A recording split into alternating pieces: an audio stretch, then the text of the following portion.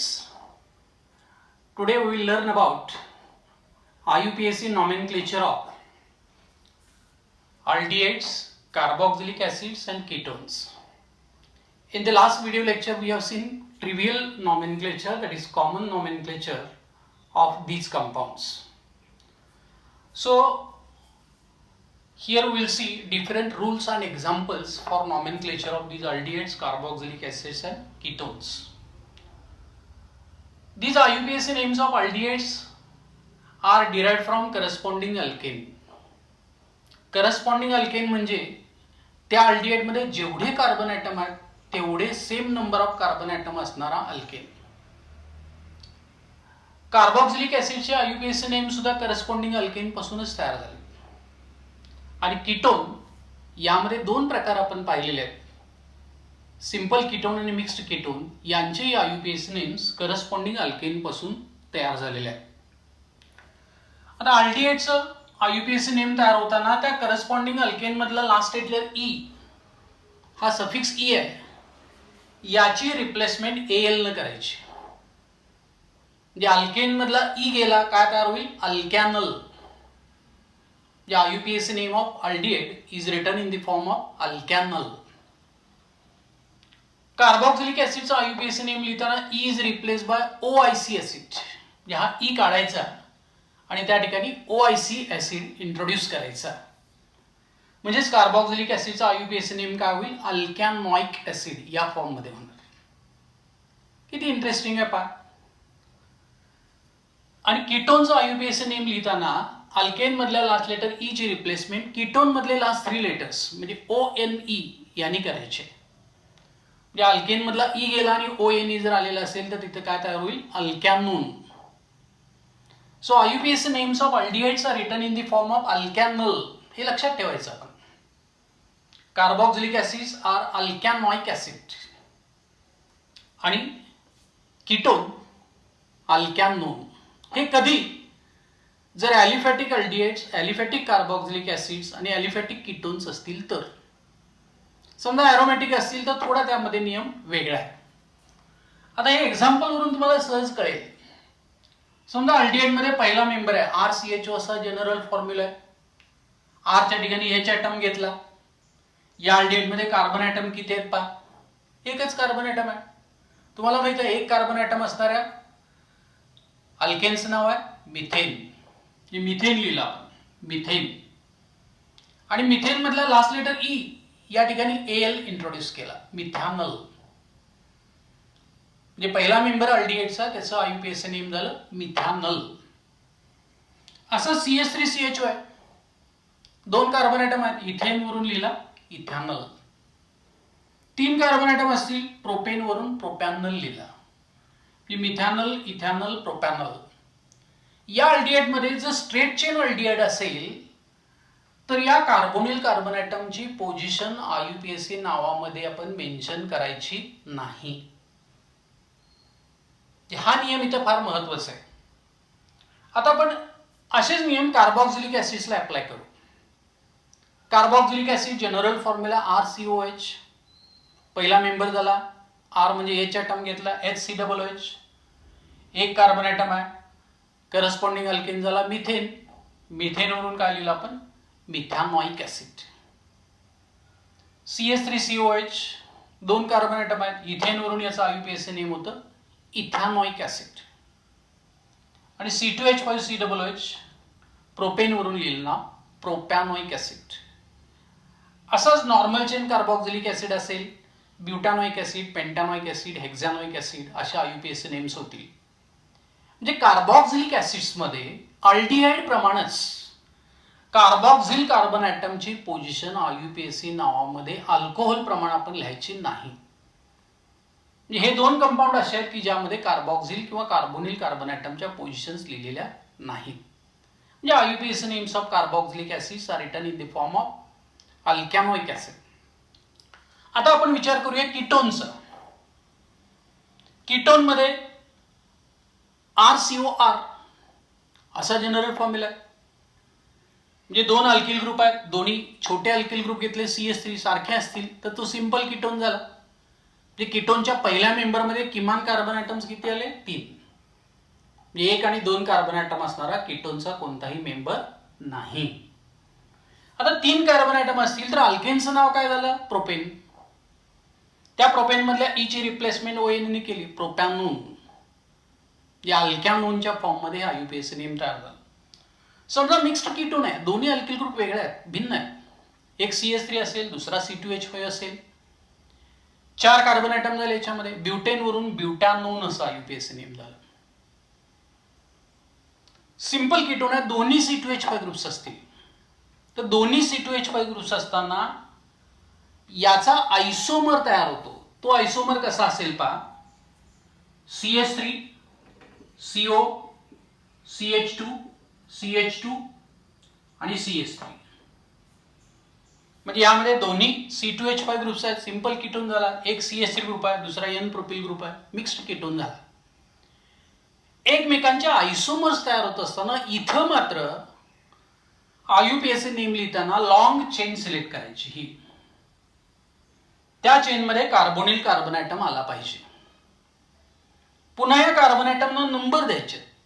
अशा रीतीने नंबर द्यायचे आहेत कार्बोनिल कार्बन ॲटमला कमीत कमी नंबर आला पाहिजे. म्हणजे इथं नंबर 1, हा नंबर 2, हा 3, हा नंबर 4 आणि 5.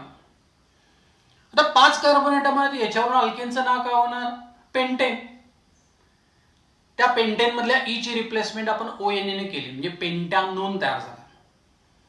तर पेंटॅनोन मध्ये कार्बोनिल कार्बन ॲटमची पोझिशन 2 आहे. पेंटॅन नंतर 2 लिहायचं आणि नंतर ON लिहायचं. म्हणजे याचा IUPAC नेम काय होईल? पेंटॅन 2ONE. जे नंबरिंग कधी यूज करायचं कीटोन्स मध्ये? जर कार्बन ॲटमची संख्या 5 किंवा त्यापेक्षा अधिक असेल तर. म्हणजे इथं 2 नंबरचा carbon atom carbonyl carbon atom म्हणून 2 पोझिशन लिहिली, पेंटॅन 2ONE. आता हाच रूल याला अप्लाय करूया. याच्यामध्ये कार्बन ॲटमची संख्या किती आहे? 5 आहे. मात्र कोणत्याही बाजूने नंबरिंग केलं तर कार्बोनिल कार्बन ॲटमची पोझिशन येते 3. 3 पोझिशन आल्यामुळं पेंटेन वरून पेंटॅनोन लिहिला आणि त्याच्यामध्ये आपण 3 लिहिलं. IUPAC name of this compound given is pentan 3ONE. म्हणजे ई ची रिप्लेसमेंट ON ने केली. Pentan 3ONE is IUPAC name of this ketone.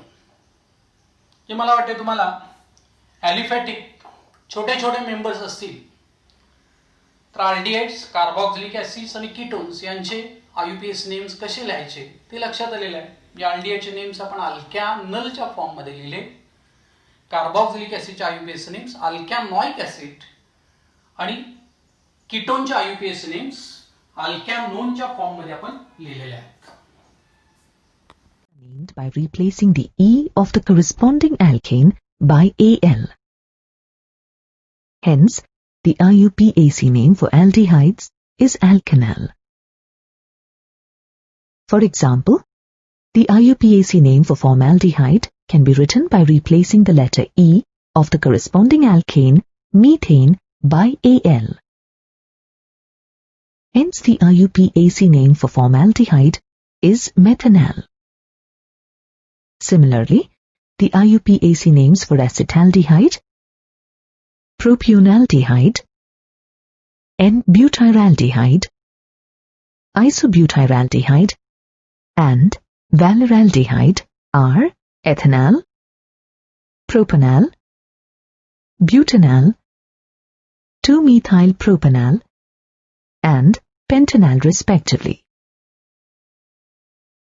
The substituents in the aldehydes are prefixed in alphabetical order along with numerals indicating their positions in the carbon chains.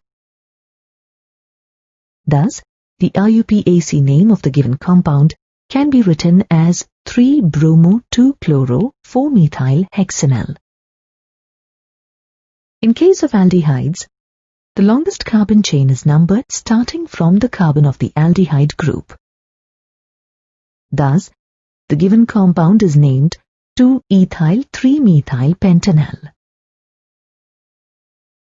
It must be noted that the C2 of the IUPAC name corresponds to the alpha of the common name. For example, the compound shown here bears the IUPAC name of 2-methyl-pentanal, while its common name is alpha-methyl-valeraldehyde.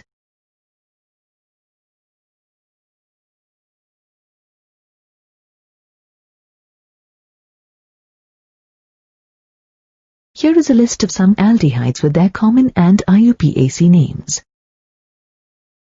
From the list, you can see that the IUPAC name for alpha-chloroacetaldehyde is 2-chloroethanal, and for acrolein it is prop-2-enal. In the IUPAC system, when the aldehyde group is attached to the ring, the suffix carbaldehyde is added after the name of the cycloalkane. For example, in cyclohexanaldehyde, the aldehyde group is attached to a 6-member cyclohexane ring. Hence, its IUPAC name can be written by adding the suffix carbaldehyde to the cyclohexane. That is, cyclohexane carbonaldehyde. Similarly, the IUPAC name for benzaldehyde can be written as benzene carbaldehyde. Note that the common name benzaldehyde is also accepted by IUPAC. To indicate the substituent on the ring, the numbering of the ring starts from the carbon atom to which the aldehyde group is attached. For example, the IUPAC name for gamma-methyl cyclohexanaldehyde is 3-methyl-cyclohexane carbaldehyde. Similarly, while writing the IUPAC name for orthohydroxybenzaldehyde or salicylaldehyde, the substituent hydroxyl group gets the second position as the numbering of the ring starts from the carbon atom attached to the aldehyde group. Thus, the IUPAC name for this molecule is 2-hydroxybenzene carbaldehyde. Let's look at the IUPAC system. In the IUPAC system, carboxylic acids are named by replacing the ending E of the corresponding alkane by OIC acid to form alkanoic acid. For example, the IUPAC name for carboxylic acid containing 1 carbon is methanoic acid, obtained by replacing the ending E of methane by OIC acid. Similarly, carboxylic acids containing 2, 3, and 4 carbon atoms are named ethanoic acid, propanoic acid, and butanoic acid respectively by replacing the ending E of the alkanes concerned by OIC acid.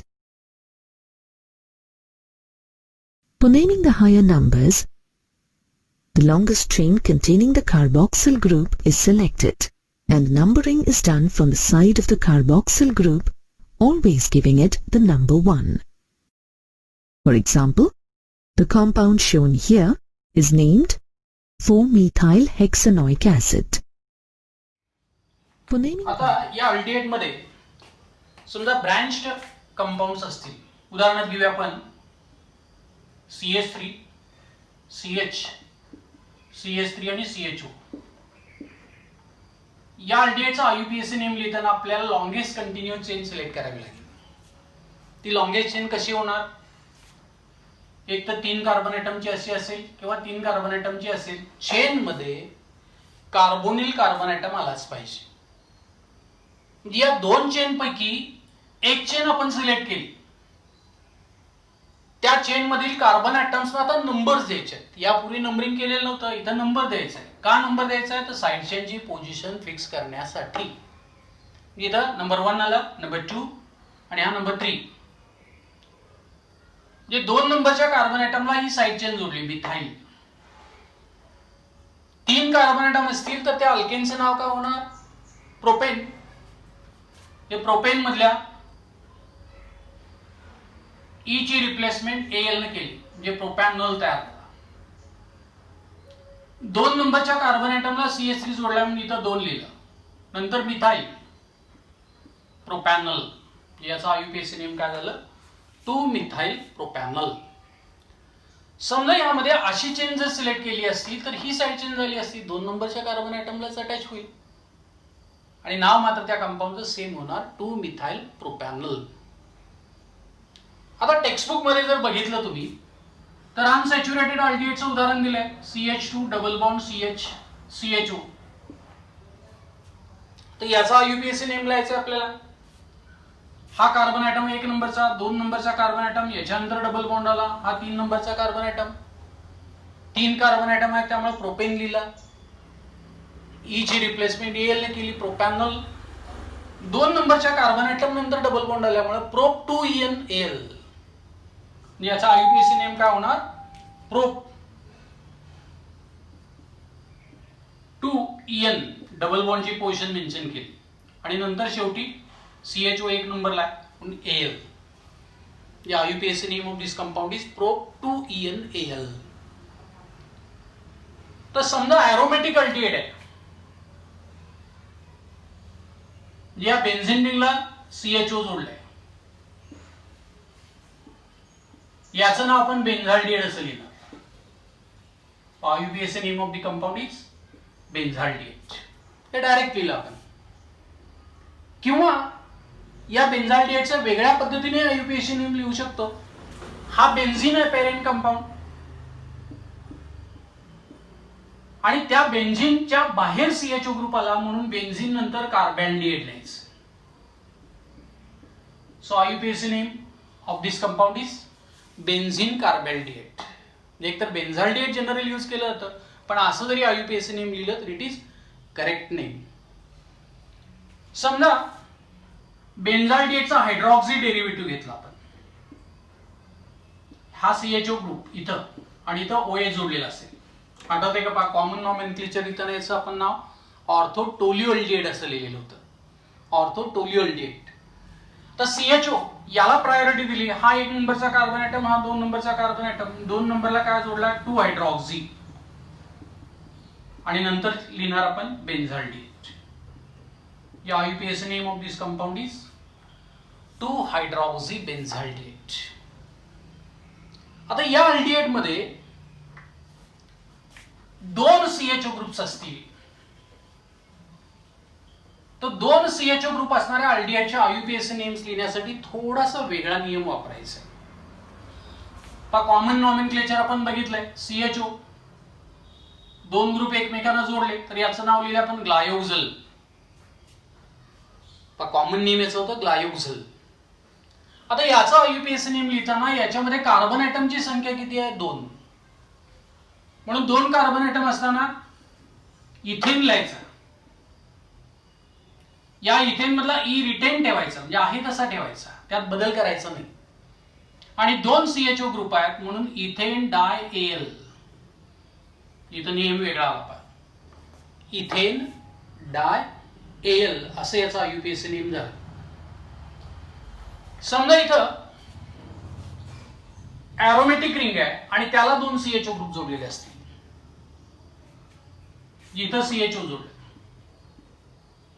दुसरा, तर हे जे carbon atoms आहेत यांना numbering द्यायची आहे. हे CHO group रिंगच्या बाहेर आहे म्हणून पेरेंट कंपाऊंड यामध्ये काय आला? बेन्झीन. आणि बेन्झीन आल्यानंतर त्या CHO ग्रुपच्या पोझिशन लिहिणार आपण 1 2. म्हणजे बेन्झीन ई आहे तसा लिहिणार 1,2 डाय कार्बॅल्डिहाइड. याचं नाव काय होणार? बेन्झीन 1 2 डाय कार्बॅल्डिहाइड. हे लक्षात येते का? पहा, म्हणजे 2 CHO ग्रुप्स असतील तर हा ई रिप्लेस करायचा नाही, तो ठेवायचा.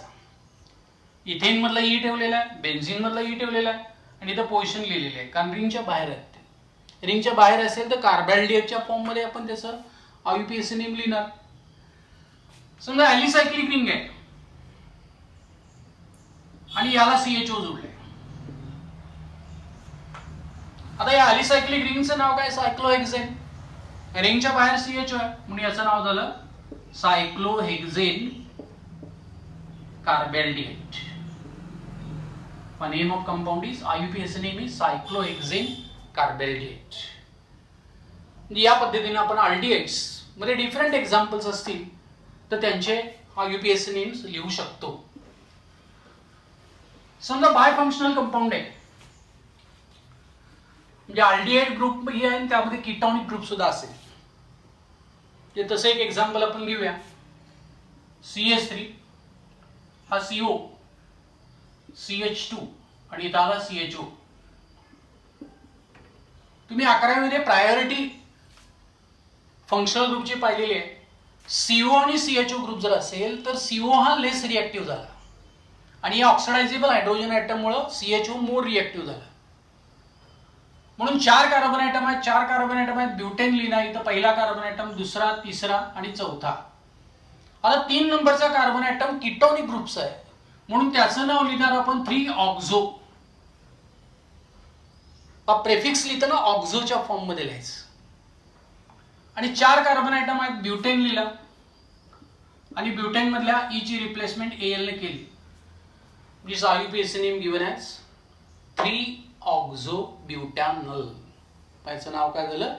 3-ऑक्झोब्युटॅनॉल. So these are the different examples of aldehydes. आता आपण असेच कार्बॉक्सिलिक ऍसिडचे ब्रँच्ड स्ट्रक्चर्स विचारात घेऊया. कार्बॉक्सिलिक ऍसिड्स, या कार्बॉक्सिलिक ऍसिड्स मध्ये ॲलिफॅटिक कार्बॉक्सिलिक ऍसिडचा विचार करूया आपण आणि नंतर मग ॲरोमॅटिक कार्बॉक्सिलिक ऍसिडचा विचार करू. तर ॲलिफॅटिक कार्बॉक्सिलिक ऍसिड मध्ये ब्रँचिंग असेल. CH3, CH हा CH3 आणि इथं COOH आला. हा कार्बन ॲटम पहिला झाला, दुसरा आणि तिसरा. 3 कार्बन ॲटमची चेन आहे. अल्डिहाइड प्रमाणे पाहतो आपण. 3 कार्बन ॲटम असतील तर प्रोपेन, ई ची रिप्लेसमेंट OIC ऍसिडने केली. प्रोपॅनोइक ऍसिड आणि त्याच्या आधी 2 नंबरच्या कार्बन ॲटमला CH3 साइड चेन आहे. म्हणजे याचा IUPAC नेम काय होईल? 2-मिथाइल प्रोपॅनोइक ऍसिड. PROPANOIC. 2-मिथाइल प्रोपॅनोइक ऍसिड. पुन्हा या कार्बॉक्सिलिक ऍसिड मध्ये अनसॅच्युरेटेड कार्बॉक्सिलिक ऍसिड असेल. याचं कॉमन नाव आपण पाहिलंय, आठवते का? Acrylic acid.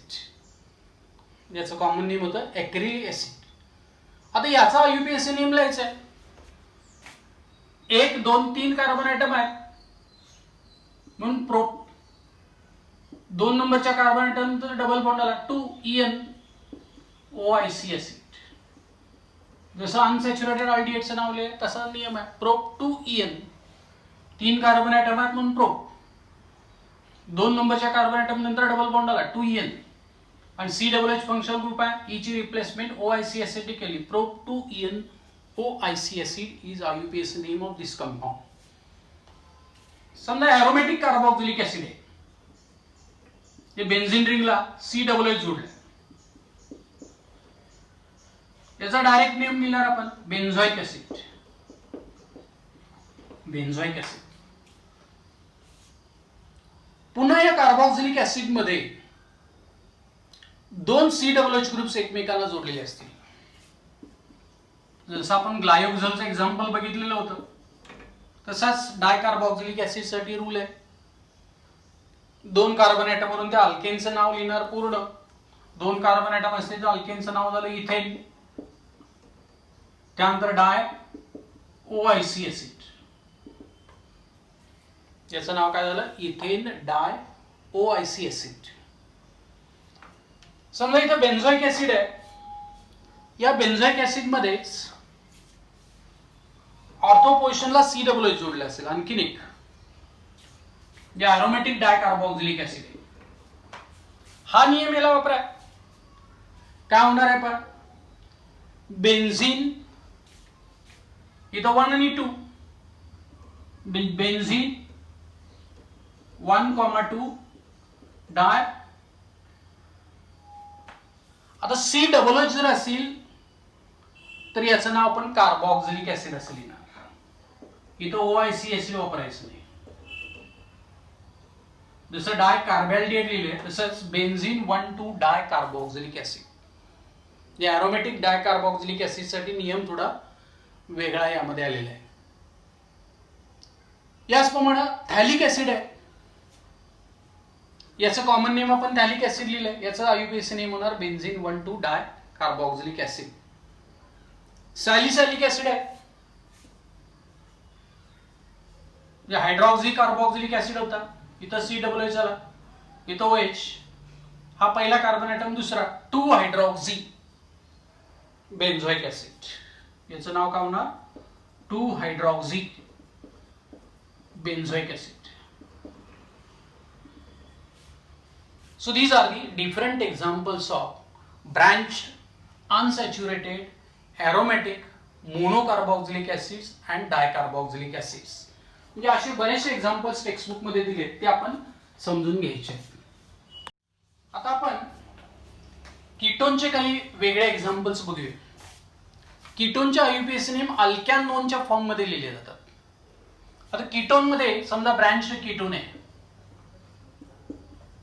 हा आयसोप्रोपिल ग्रुप आहे, तो कार्बोनिल ग्रुपला जोडलाय आणि दुसरा ग्रुप आहे तो इथिल. तर अशा कीटोनचा IUPAC नेम लिहिताना कार्बोनिल कार्बन ऍटम असणारी लॉंगेज चेन सिलेक्ट करायची. अर्थातच ही लॉंगेज चेन 1, 2, 3, 4 आणि 5 कार्बन ऍटम असणारी आहे. जे 5 कार्बन ऍटम वरून करस्पॉन्डिंग अल्केनचं नाव लिहिलं आपण पेंटेन. पेंटेन मधल्या ई ची रिप्लेसमेंट ONE ने करणार, पेंटॅनोन झाला. तर 4 पेक्षा जास्त कार्बन ऍटम असल्यामुळे या कार्बोनिल कार्बन ऍटमची पोझिशन फिक्स करावी लागेल. म्हणून अशा एक्झाम्पल मध्ये रूल ऑफ नंबरिंग हा अत्यंत महत्वाचा आहे. आता जर नंबरिंग इकडून केलं आपण, इथं नंबर 1 आला, हा 2 आणि हा 3, 4 आणि 5. 3 नंबरचा कार्बन ऍटम कार्बोनिल कार्बन ऍटमला 4 नंबरच्या कार्बन ऍटमला साइड चेन जोडली, जे 4 मिथाइल 3 ONE होणार. मात्र हेच नंबरिंग इकडून केलं आपण, इथं नंबर 1 आला, हा नंबर 2, कार्बोनिल कार्बन ऍटमची पोझिशन 3 आली, हा 4 आणि 5. तर साइड चेनला पोझिशन कमी येते, फंक्शनल ग्रुपला पोझिशन सेम येते, म्हणून या बाजूने केलेलं नंबरिंग हे करेक्ट. तर साइड चेन कोणती आहे, CH3 आहे. याचं नाव माहिती आहे आपल्याला मिथाइल. म्हणून याचा IUPAC नेम लिहिताना आधी साइड चेनची पोझिशन आणि त्याचं नाव लिहायचं, म्हणजे 2 मिथाइल. 5 कार्बन ऍटम आहेत. पेंटॅन 3 नंबरचा carbon atom carbonyl carbon atom आहे 3 ONE. याचा IUPAC नेम आहे 2 मिथाइल पेंटॅन 3 ONE. आता समजा याच्यामध्ये जर कार्बोनिल ग्रुप 2 असतील, म्हणजे तसे एखादं एक्झाम्पल दिलं, CH3, CO, CH2, CH2, CO आणि CH3. म्हणजे या कंपाऊंड मध्ये कार्बोनिल कार्बन ऍटम इथे एक आला आणि हा दुसरा आला. एकूण कार्बन ऍटम किती आहेत, 1, 2, 3, 4, 5 आणि 6. म्हणजे हेक्झेन लिहिणार, हेक्झॅनोन लिहिणार. आणि इकडून जर नंबरिंग केलं तर पोझिशन 2 येणार कार्बोनिल कार्बन ऍटमला, याची पोझिशन येणार 5. म्हणजे 2 आणि 5 या कार्बोनिल कार्बन ऍटम आहे. आता 2 CO ग्रुप असल्यामुळे ई ची रिप्लेसमेंट ONE ने करणार नाही आपण. म्हणजे याचा IUPAC नेम लिहिताना आपण काय करणार, एकूण कार्बन ऍटम आहे 6, हेक्झेन पूर्ण लिहिलं, हा ई इंटॅक्ट ठेवायचा, तो बदलायचा नाही. कार्बोनिल कार्बन ऍटमच्या पोझिशन झाल्या 2, 3, 4 आणि 5. 5 डाय ONE. म्हणजे हेक्झेन 3, 5 डाय ONE. 3 आणि 3 6 कार्बन ऍटम झाले. इथं पोझिशन 2 झाली, 3, 4 आणि 5. हेक्झेन 2, 5 डाय ONE. म्हणजे 2 CO ग्रुप असतील तर हा ई रिप्लेस करायचा नाही. एकच CO ग्रुप असेल तर ई ची रिप्लेसमेंट ONE ने यामध्ये करणार. आता अनसॅच्युरेटेड कीटोन आहे. उदाहरणार्थ असा एक कीटोन दिलाय, याच्यामध्ये डबल बॉन्ड आला, CH, CO आणि CH3. तर याचा आयुपीएसी नेम लिहिताना लॉंगेस्ट चेन किती कार्बन ॲटमची होईल? 1 2 3 4 आणि 5. म्हणजे इथं नंबर 1 आला, हा नंबर 2 3 4 आणि 5. यामध्ये कार्बोनिल कार्बन ॲटम आलेला आहे. फोर्थ कार्बन ॲटमला CH3 साइड चेन. 3 नंबरच्या कार्बन ॲटम नंतर डबल बॉन्ड आला म्हणून 5 कार्बन ॲटम म्हणून पेंटॅन लिहिणार. CO ची पोझिशन काय आली? 2. पेंटॅन 2N. डबल बॉन्ड 3 नंबरच्या कार्बन ॲटमात नंतर आला म्हणजे पेंट 3En 2ON. आणि त्याच्या आधी 4 पोझिशनला ही साइड चेन जोडली म्हणजे याचा आयुपीएसी नेम होणार 4 मिथाइल पेंट. हा डबल बॉन्ड 3 नंबरच्या कार्बन ॲटम नंतर आला 3En आणि 2 नंबरच्या कार्बन ॲटम नंतर 2 नंबरचा carbon atom carbonyl carbon atom म्हणजे 2ON 4 methyl pent 3En 2ONe. म्हणजे याचा कॉमन नेम टेक्स्टबुक मध्ये मेसिटाइल ऑक्साइड असं दिलंय. कॉमन नेम हे सुद्धा महत्वाचं आहे. मेसिटाइल ऑक्साइड हा महत्वाचा कंपाऊंड आहे. याचा आयुपीएसी नेम बोर्ड एक्झामला विचारलं जाऊ शकतो. So these are the aliphatic ketones. आता या कीटोन मध्ये रिंग असेल आणि त्यामध्ये CO ग्रुप असेल, त्यांचे आयुपीएसी नेम्स आपल्याला लिहिता येतात. तसं उदाहरण आपण बघूया. समजा 2 बेन्झीन रिंग आहेत आणि त्याला CO जोडलाय. ही एक बेन्झीन रिंग झाली, हा दुसरा CO.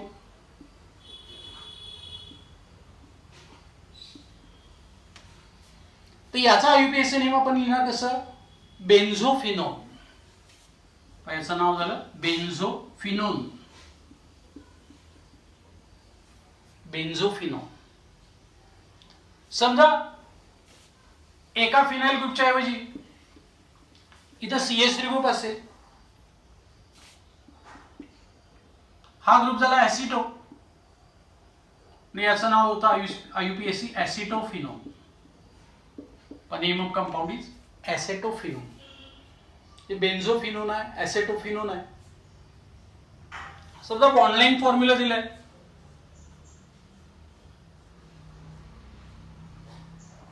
हा CO आणि इथं CH3 दाखवलंय. बॉन्डलाइन फॉर्म्युला आहे, ऍसेटो ग्रुप आहे. Name of compound is same acetophenone. आता यामध्ये ॲलिसायक्लिक रिंग आहे. एका ठिकाणी डबल बॉन्ड O आला, जे कीटॉनिक ग्रुप आहे. आणि नजीकच्या कार्बन ॲटमला Cl ॲटम जोडले.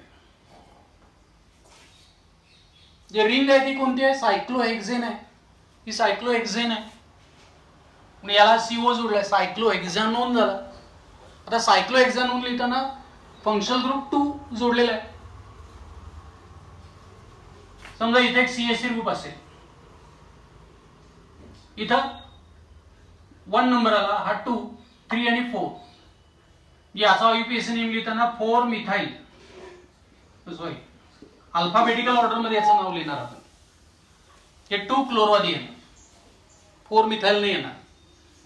मिथाइलचा M आणि क्लोरोचा C आधी येतो. मी याचा आयुपीएसी नेम होणार 2 क्लोरो 4 मिथाइल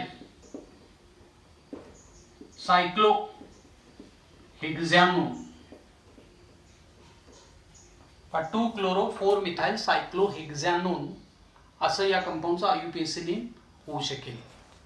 म्हणजे अशा डिफरंट एक्झाम्पल्स तुम्हाला टेक्स्टबुक मध्ये दिलेले आहेत. ते एक्झाम्पल तुम्ही तयार करायचे आहेत आणि IUPAC nomenclature, aldehydes, carboxylic acids आणि कीटोन्स यांचं समजून घ्यायचं आहे. आज आपण या ठिकाणी थांबूया. धन्यवाद.